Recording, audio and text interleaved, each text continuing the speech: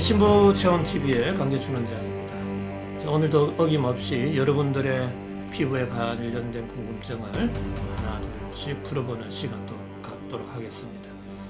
자, 저번 시간에는 등의 착색이라든지 두드러기라든지 그에 대해서 좀 설명을 드렸고요. 자, 오늘은 그러면은 아토피 흉터부터 좀 설명을 드리겠습니다.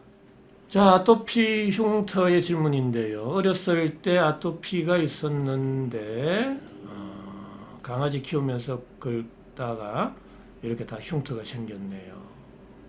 자, 흉터가 남았으면 레이저로 지우는 방법이 있을까요? 저의 생각으로는 흉터, 이 정도의 흉터로는 레이저를 할 필요가 전혀 없습니다. 레이저를 하게 되면 그 피부의 온도는 더 올라가게 됩니다. 더 자극을 받기 때문에.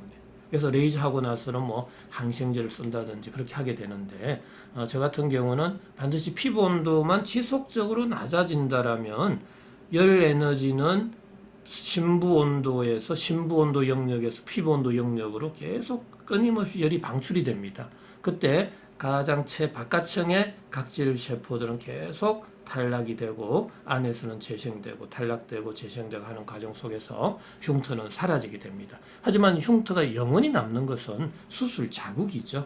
그래서 진피층에 손상을 입었을 때만 흉터가 생기지, 그렇지 않는 경우 우리가 일반적인 피부병은 잘 흉터가 생기지 않습니다. 그래서 어디까지나 항시 제가 주장하는 심부 온도를 올려서 피부 온도는 낮추고 모공을 열어서 열 에너지를 전신으로 골고루 분산 방출시키다 보면 시간이 좀 걸리겠지만 흉터는 자연스럽게 사라질 수 있다라는 이야기입니다. 굳이 레이저를 할 필요는 없다라는 이야기죠.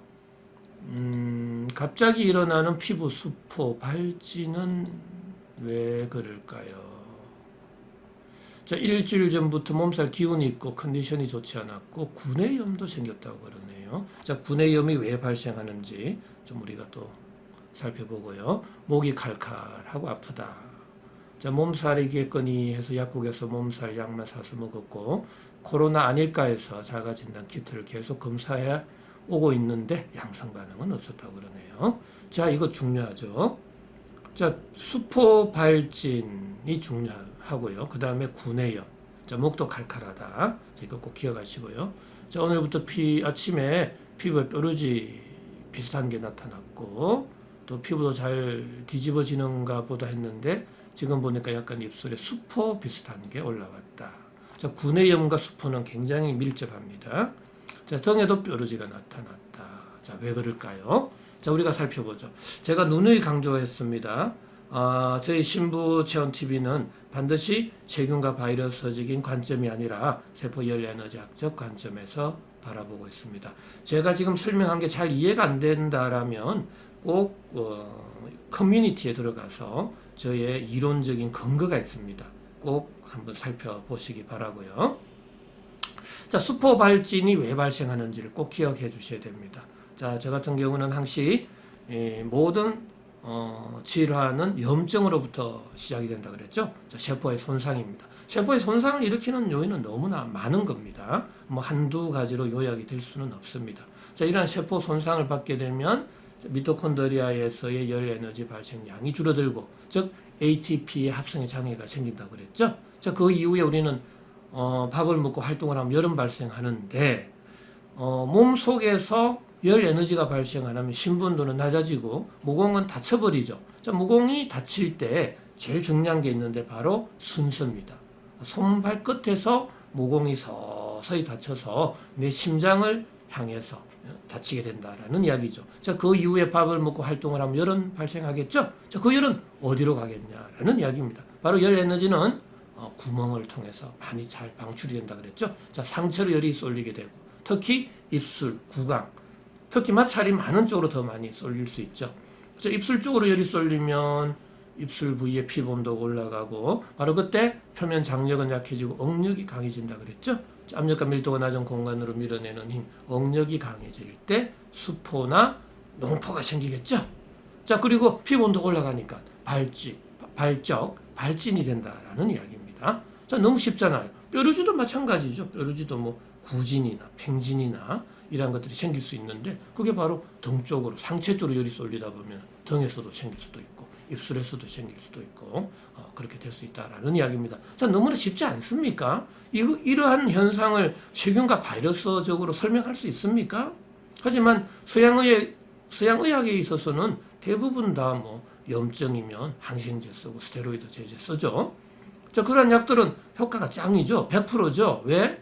신부온도 피부온도 둘 다 맞추는 경향이 있다라는 게 공부를 하셔보시면 아시겠습니다. 바로 그 양리작용을 꼭 살펴봐라라는 이야기입니다. 어느 대사물질의 가수분해 효소라든지 그러한 기능을 떨어뜨릴 때는 내 몸 속에서의 열 에너지 대사 기능이 다 떨어지죠. 자, 그럴 때는 신부온도 피부온도 둘 다 내려가게 된다.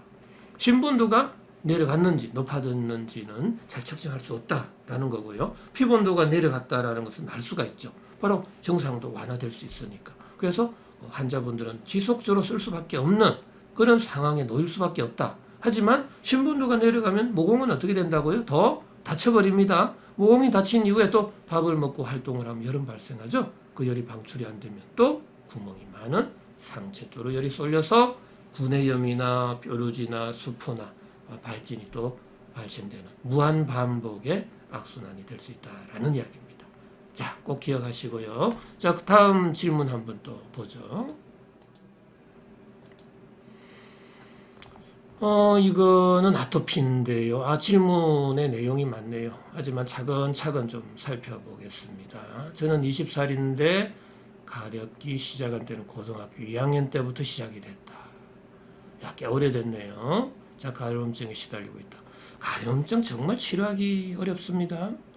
누가 가려움증 치료한다고 합니까? 다 가려움증은 완화시켜주고 그때그때만 치료해주는 방법이죠. 하지만 저는 그런 방법을 권하지 않습니다. 저희 가려움증이 발생한 이유는 뭐라고 그랬죠? 모공이 다친 거라 그랬죠. 모공은 왜 다치느냐라는 거죠. 바로 내 몸속 온도가 낮아졌기 때문에 다쳤다라고 말씀을 드렸습니다. 저희들은 반드시 근본적인 가려움증 치료를 할 수 있다라는 이야기죠. 자, 초기에 병원을 갔는데 건조 알레르기다라고 했거든요. 그래서 보습제를 발랐는데 효과가 없었고요. 당연하죠. 건조하다고 보습제를 바르면 열 에너지는 더더욱 내 몸에서 방출이 안 됩니다. 열이 방출이 안 될 때 피부 온도는 더 올라가겠죠? 피부 온도가 더 올라가면 피부가 가민해지고 예민해지게 되겠죠?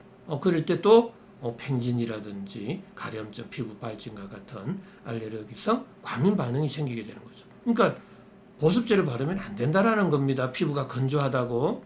왜 피부가 건조하죠? 모공이 다쳤기 때문에 피부로의 수분 공급량이 줄어들어서 건조해졌다라는 이야기입니다. 그래서 저는 어디까지나 모공을 열어서 피부 바깥으로의 수분 공급량을 많게 하자라는 이야기죠.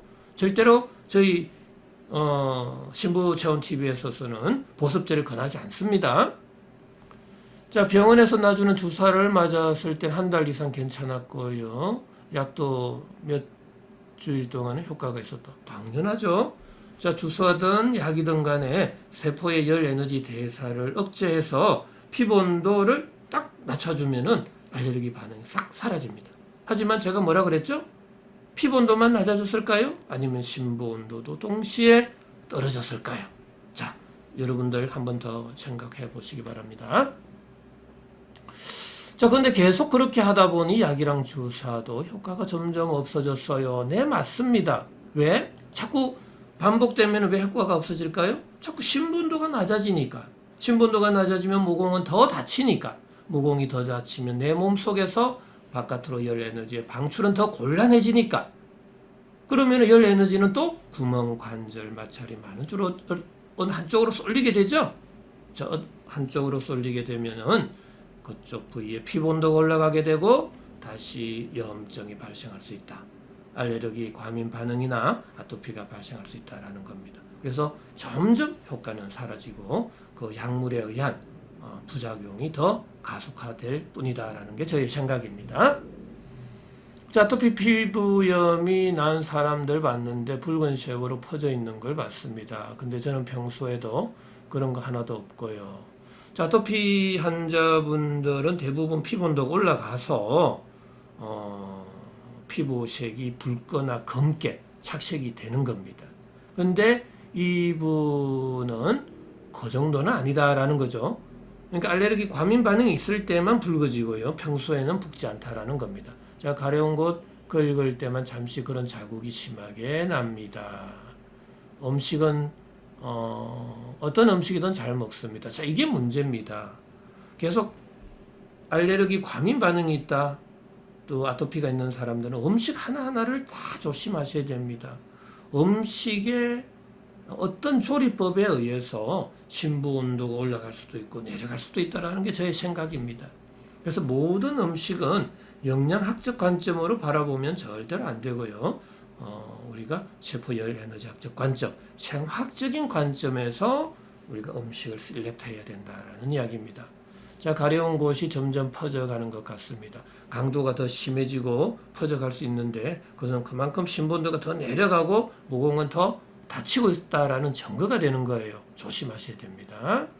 약으로 버티고 있는데 어떻게 하면 괜찮아질까요? 약으로 버티면 안 됩니다.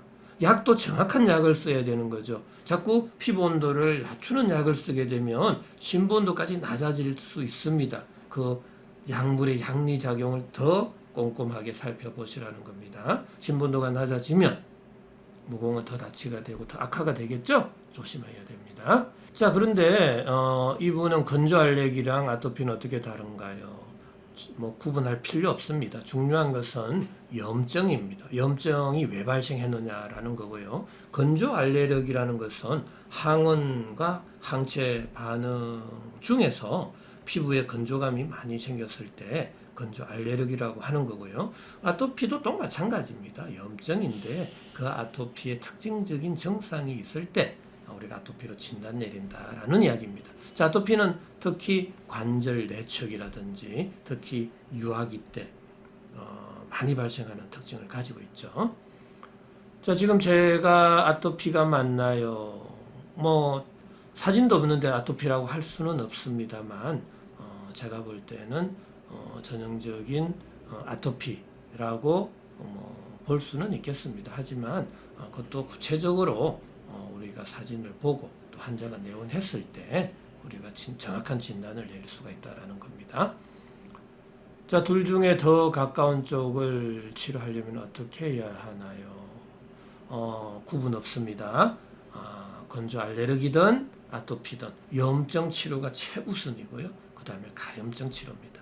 제가 누누이 강조했죠. 모든 질환은 염증, 그 다음에 통증, 그 다음에 가염증이 굉장히 중요합니다. 그것을 근본적으로 치료할 수 있다면 우리는 모든 질병의 뿌리를 뽑을 수 있다라는 이야기죠.